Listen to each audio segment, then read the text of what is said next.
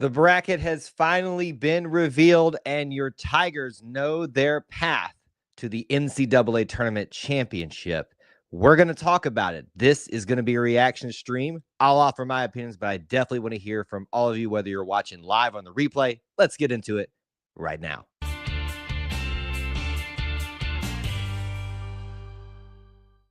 There you go, everybody. Welcome back to another edition of E2C Network Live, where we love to get together and talk about the Auburn experience. That Auburn experience to us is about a few things: Auburn sports, Auburn culture, Auburn family stuff. If it's orange and blue, it's what we do. So thank you so much for joining us in what we're going to do in this particular live stream. This is going to be a reaction show where we are breaking down the news of the 2025 March Madness bracket. It is real. It is live, folks. We got opinions. I know I do, and I know that a lot of you do as well, too. So join in on the conversation, especially if you're watching live. If you're on the replay, you can certainly offer your opinions in the chat. We'd love for you to do that because we want to hear what you think. We want to kind of break this thing down together. We're certainly not done with this. Isn't the only content that we're going to be doing about the bracket, about Auburn's path, but this is simply our Auburn reaction to what we think is going to happen in just the initial reaction to the 2025 bracket. And you want to make sure that you are paying attention to all the stuff that we've got going on for you, whether it's our bracket contest, whether it is our shows that we're going to be doing related around this particular event. We got a lot coming up for you. What I'd love for you to do for me as you come into the stream, though, is make sure that you smash that like button. It is a huge help to us. It lets people know that we're live, lets people know that they should join on the conversation, that they should join in with you on the conversation. So do that for us if you're able to, right off of the very get-go there. We would love for you to do that for us. I'm still trying to process this. So what we're going to do is I'm going to bring it up on screen, and I want to start saying hello to a bunch of you that are already popping in here and talking and things like that. But let me go ahead and have this pulled up on screen for us to start off the show and get this thing rolling. So I hope that that looks clear on everybody's image. If not, I'm going to be reading off a few things. Let's talk about it. This certainly isn't a comprehensive, here's who I'm picking moment. We will be doing that later on down the road. So you should be getting excited for that, geared up for that. That is coming. We will do a bracket build together show like we've done in the past, probably tomorrow. So if you enjoy that type of stuff, be looking for that. And we'll certainly walk through some of that with you together and try to make sense of it in that regard. But right now, let's just talk about it. Let's get in the feels a little bit. I think that a lot of people are going to feel like Auburn is getting a little bit of a raw deal in this one. Now, and I might be able to pull it up a little bit further here and let you guys see it even more so, but that pulls me off the screen. Well, does not that y'all really care about that, but we'll see. What about that? That might help out a little bit. It'll be blocked a little bit down there in the corner. But this is your bracket. What do we think? What are we reacting to? Now, there was a graphic shared on the CBS broadcast about the supposed strength of each region. And the lower the number is what they said. I went back and watched it several times. The lower the number, the more difficult the region. What you're going to find, if you go back and find that, we shared it out on Twitter, I think, if you want to go see that. Auburn, I believe, was listed at a difficulty of 31. Remember, the lower, the more difficult, supposedly. The West was a 36. The East was a 36. And the Midwest was a 33. Auburn has the most difficult region by that metric. Help me understand how the number one overall, bracket seed doesn't have the easiest path to the national championship. Help me understand that one. All right, I got it out of my system. We're not going to focus on that. We do want to celebrate. John says, congrats to Auburn on winning the first one seed in the toughest bracket. And it's not our first one seed, I believe, right? I think we've had a one seed before that, but it's our first overall top seeding out of that. That is a huge accomplishment for the Auburn, and that should not be dismissed. That should not be forgotten. This is a huge thing for the Auburn men's basketball program to be named the top seed in any NCAA tournament in any year, but especially with what they have accomplished this year. So I do want to make sure that we acknowledge that and that we celebrate that a little bit, because certainly we do need to be thankful, obviously, for the team, for the committee for putting us there. Certainly, it could have been a little on the easy side to walk away and say, you know what, Auburn really hasn't performed that well the last couple of weeks, comparatively to what they had previously. They could have put them much lower, and they didn't. So that's a huge accomplishment for them right there. WT, Micah's here. Good to see you, Micah. I knew that we were going to get a Yale joke from him. He says, Alabama gets a cakewalk to the Elite Eight again this year. Certainly, they do appear to have a little bit. We're going to focus on the Auburn side of things here. Mainly, I guess I shouldn't say that. We can bounce around to a bunch of different things since we're talking about that. Linda asked, why do we play Thursday rather than Friday? Is there some reason we can't play Thursday?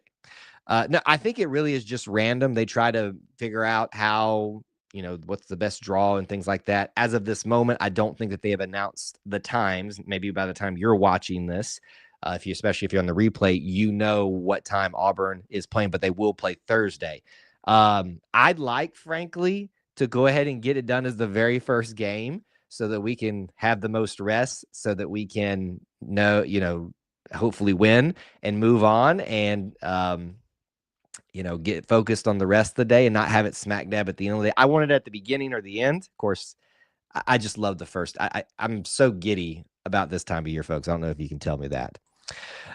Tell that about me, at least. What else are you guys saying here? WT points out that Iowa State, Michigan State, both in our region, that will be tough. Also a potential for a rematch with Yale. Lots of good things that you could focus on here in this particular reveal of the bracket. So looking at that, I'm going to pull it up on my screen over here too, so we can let's talk about this. Okay, Auburn will play Alabama State or St. Francis in the first round.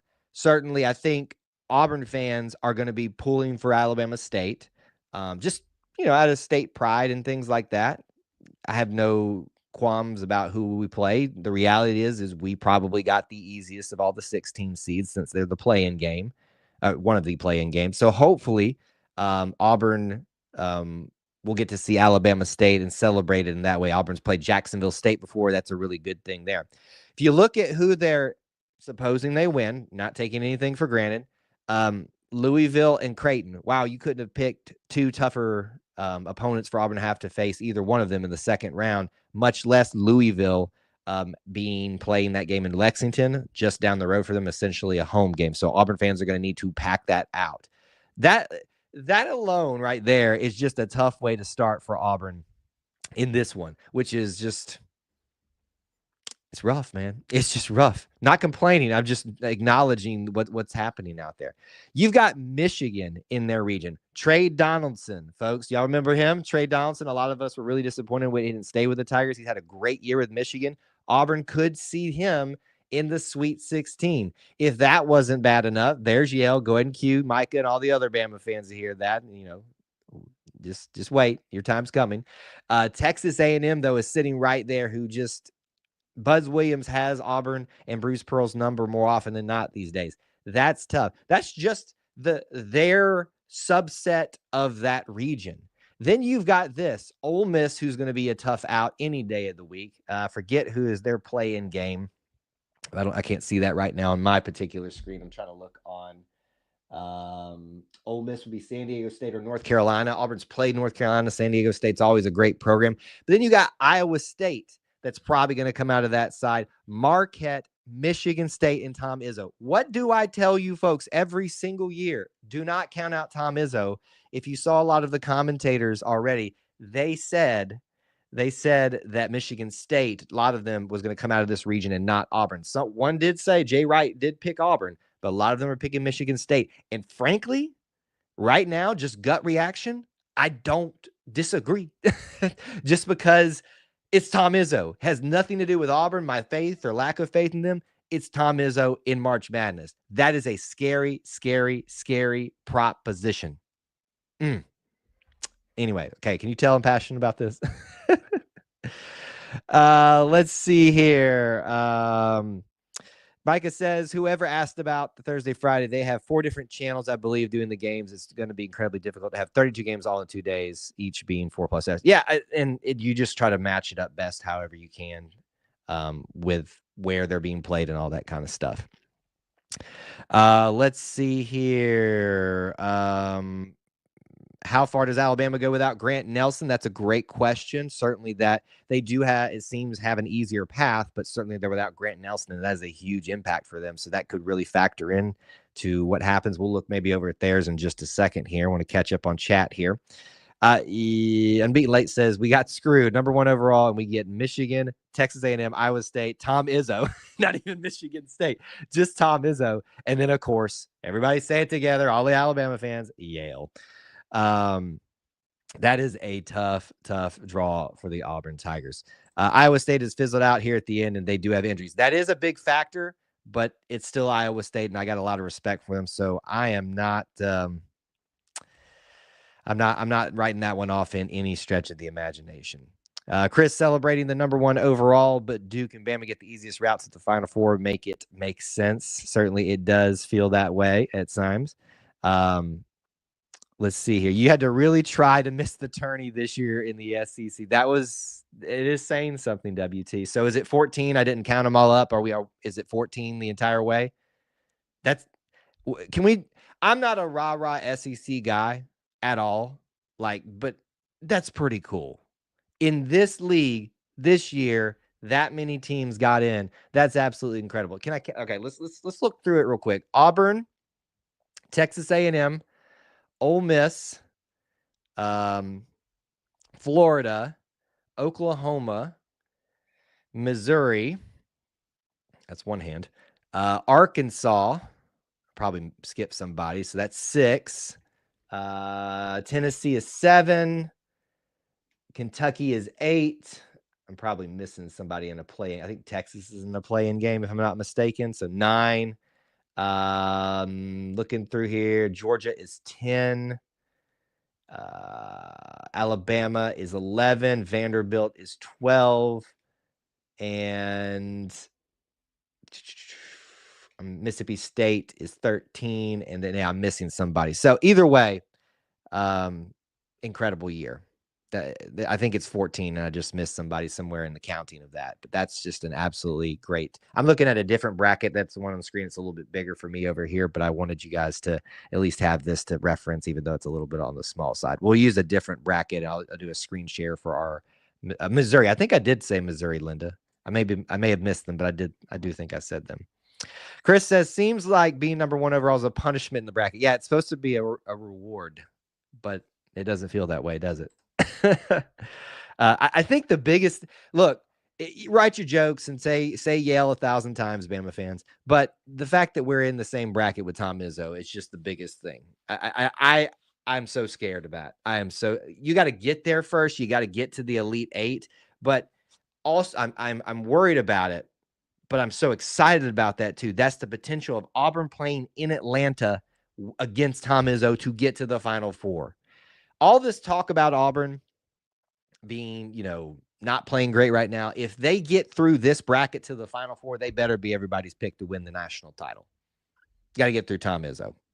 That's in and of itself. That's just a huge feat right there. Okay. I don't want to spend a ton of time. This is just a quick reaction show. Let's look at maybe the Alabama region, which would be, where is little old Alabama? I missed them somewhere. Somebody help me out. There we go. I got him in the East region. So it's nice to know that Duke and Alabama could eliminate each other. Just looking through to see what sticks out to me, because I really haven't looked at a ton of this outside of Auburn's matchups. Oregon could be pretty tough in that region. Arizona could be. BYU could be. Wisconsin's one of their better scoring years, supposedly. Vanderbilt's always a tough out. It's a pretty easy region for Alabama and Duke. I will admit that, not just flat out saying, biased against Alabama or anything like that, but to just quick gut reactions here, that looks pretty easy. That should be, especially if Grant Nelson gets back, Alabama and Duke for the play-in game to the Final Four for that, and that will be a fun matchup. Actually, certainly, it pay me to root for Duke, but I will root for Duke in that region. Looking at this other region below, which is the Midwest. Houston's obviously going to be a formidable team out of there. A lot of people like Clemson. Purdue's there, sitting there, played well at times this year. Kentucky's dangerous with the talent they always have. Certainly Tennessee. Wouldn't be surprised if it's a Tennessee-Houston play-in game to the Final Four in the Elite Eight. So that's my quick reaction. Again, as I'm sharing some things, if you guys have something, bring it up, and we'll kind of bring it up on screen for those that are interested in that. And then you got the West region with Florida making it as the final number 1 seed. And they'll have to play out in the West. That's a pretty tough draw for them. You got UConn, which could be tough for them. It may not be. Memphis is tough. I really hope Grand Canyon does some special things again this year. That was fun to watch last year. Missouri is always tough. Kansas could be if they and Hunter Dickinson can get it together. St. John's, though. I am really itching to put St. John's into the Final Four. The question is, can they beat Florida? I do not know. Right now, this is not my final picks, but just kind of walking through with you guys at this current juncture, I'm going to say it's a Florida, probably a Florida, Houston, Duke, Auburn, or Final Four. I mean, that's the 1 seeds, but right now this looks, I know Auburn's got the toughest road to that, but I'm not going to pick against them quite yet. That's how it kind of feels to me at this moment. I'm going to be a little bit more creative in my picks, but there it is for you guys. Let's see if someone knows.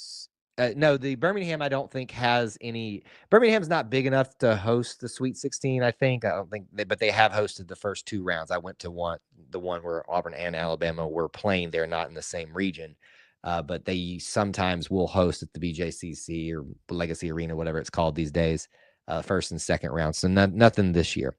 Micah says that Louisville Creighton game has me stumped on my bracket, almost similar in a lot of categories. Well, 8 and 9 matchups will do that for you.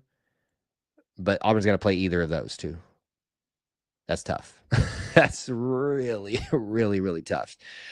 We thought we got punished last year and went to Washington for playing Houston, Birmingham, but no, this is the punishment. It certainly feels like that. It just look, outside looking in, it does look like the committee, based off how everything's laid out, the difficulty of our region based off the metrics that they produced, said, look, Auburn needs to prove itself. We're giving you the number 1 overall seed as you have earned it, given your resume this year. Certainly the end of the year maybe soured that a little bit in people's minds, but we need you to prove it. And certainly they're going to be put to the task. And if they can do that in this region to get to the Final Four this year, I would pick them to win the national title. Corey says, I think Wisconsin will catch Bama sleeping. Apparently their offense is really good. So that it could be, especially if Grant Nelson's not there. Unbeaten Lake thinks Missouri will end up upsetting St. John's. I really want to pick the St. John's movement out of this region, but it's Florida. And Florida's playing like a buzzsaw right now. So that's going to be really, really tough to pick. All right. Here, I'm going to go ahead and pull this off the screen.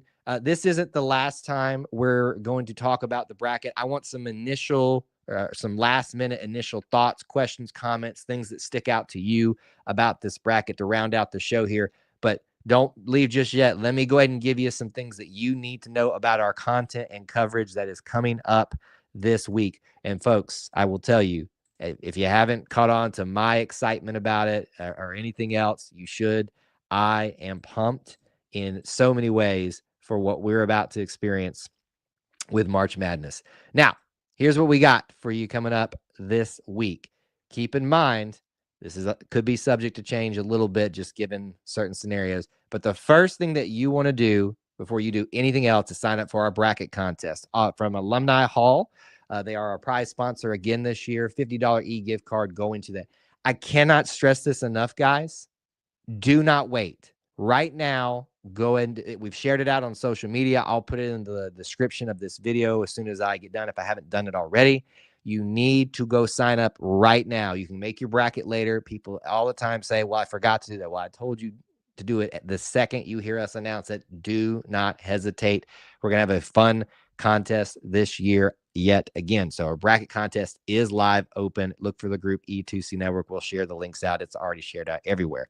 With that in mind, let's pick a bracket. Tomorrow, we're going to do that very thing.